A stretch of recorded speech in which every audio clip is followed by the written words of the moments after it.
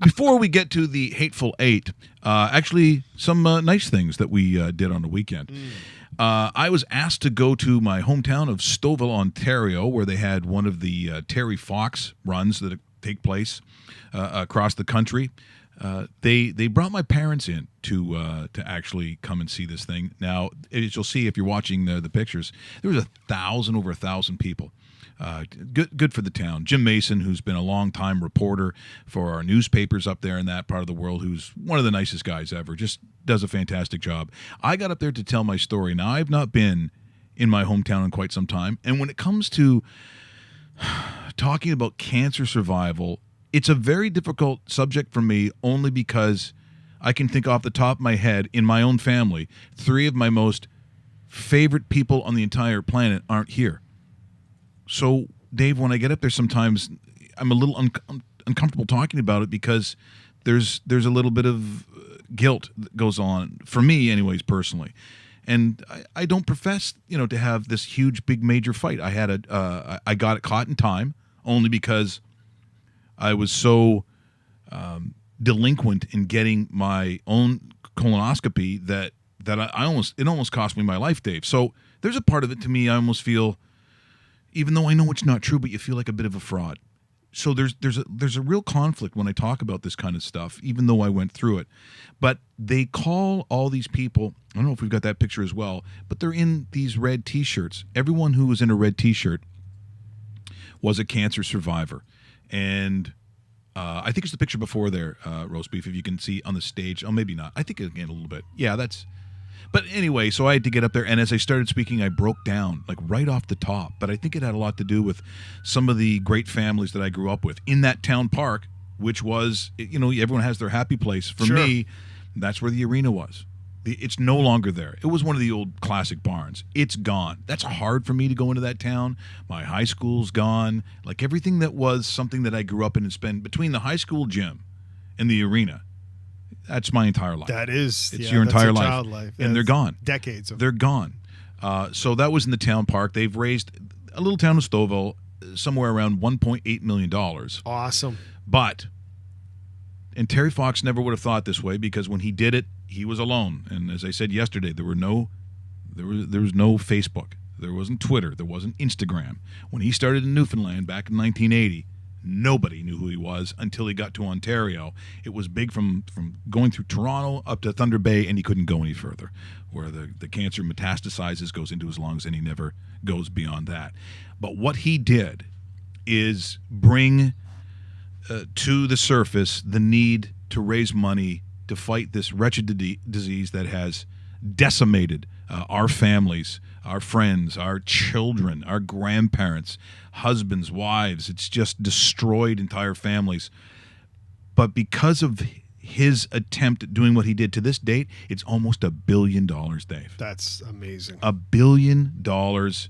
And for that, he is a hero. I'm using the word hero, which, by the way, gets thrown around way too easily and way too much. But for a true Canadian hero, Terry Fox is one. Yeah, well done. That was it's funny you talk about the Terry Fox run. I still remember doing it as a kid, and then this last week, Marissa got a little envelope from school saying, to place your donation in for a Terry Fox run. It was her first ever Terry Fox run. I'm like, that is so awesome. Incredible. And I hope her kids continue this fantastic tradition here in Canada. And he is truly an outstanding Canadian hero, and it's nice that you were able to, give back to Stouffville and have that kind of ceremony and speak. And it's tough speaking about personal things like that, and you kind of look around and you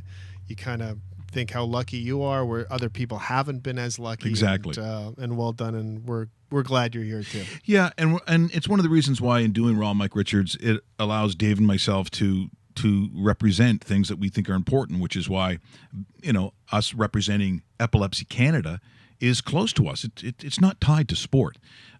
Will we have athletes that indeed will participate in the things we talk about? Absolute 100% it will. But this is the kind of vehicle where we have that kind of freedom. There's no corporate ties to anything. We can do what we want. And that's why, Dave, also on Saturday, you were at something. Yeah, I was emceeing an event at Sick Kids Hospital. Cardiac Kids and Jeff Neiman put together an annual thing where the siblings of chronically ill children that actually attend the hospital are kind of celebrated on the day, because as a lot of people can guess, when a family is affected by something like this and their little one is in the hospital, the sibling doesn't get a lot of attention anymore, doesn't get a lot of day-to-day nurturing that actually happens in day-to-day life, because they're worried about the child that's in the hospital. And this was a day to celebrate the sibling of the I guess the sick kid, for lack of better words, and to let him and her know that you're just as big of a part of a family, and how important you are, and your patience and everything else that goes into it. Because a lot of times, and I'm very fortunate that I haven't been in this situation, but when a child is in the hospital, mom and dad is visiting that child or staying with the child because of what the child's going through. Meanwhile, the sibling's at home with a family member or a babysitter, and sometimes gets the feeling of neglect, which nobody should ever feel that way. So this was a ceremony to celebrate them and to remind them that they're extra special and extra strong for going through such a measure, and reading some of the stories, because I had to call the family up. Oh, that's tough. And then one of the family parents wrote a card about what the child means to them. So I'm reading their words to them, and you could guess how sensitive that is. That's a tough one, man. And reading 25 of them in a row, and it's like, oh boy, you guys are getting me here with some of this writing. But it was awesome. They had a catered lunch and handed out little certificates and that, and for the most part, it was a great event. It really was. It's when you have to do these things, and especially if you're known for being like a funny show, which for most of the 30 years, that's kind of how it's always been seen. Years ago when I was at the Fan, so there's myself and John Derringer, and so we were going to actually Linehead, where we did our OHL Steelheads. Great golf course, yeah. Held a lot of functions there, and I was there all the time. And the Cito Gaston dinners, where you get up and I'd MC that stuff. And there was one. It was like the steelworkers, and it's very broad, right? And it's a huge industry, and it was money that was going to be spent for not the Children's Aid Society. It was the one where they take them on trips. Okay. Where sort of the trip of a lifetime, that kind of stuff. So very often it's down to like Disneyland or Disney World. It was one of those kinds of things. And this one of the young girls who was probably, I don't know, she probably was 11, 12 years old. This real cute little girl. So I go up and I do all my stuff, and she was laughing and clapping louder than anybody else. And she said, you should be on Saturday Night Live. And I said, well, if I'm going to be on Saturday Night Live, then you have to come down. She goes, so I can be your girlfriend, you can be my girlfriend, I'll be your boyfriend. And something was coming up that I thought I could invite her to so she could see. And then someone had to take me aside and said, well, if it's beyond September, she was not going to make it. Wow. That's I went out and I almost did it again and bawled my eyes out in the car when it was over, because I'm hugging her and see you later, and she goes, you're my boyfriend. And I'm like, the people who work in those areas that handle that stuff on a regular basis really are angels. I don't know how you do it. I don't know how my surgeon did it because now my surgeon, Shadi Ashamala, here's what he says.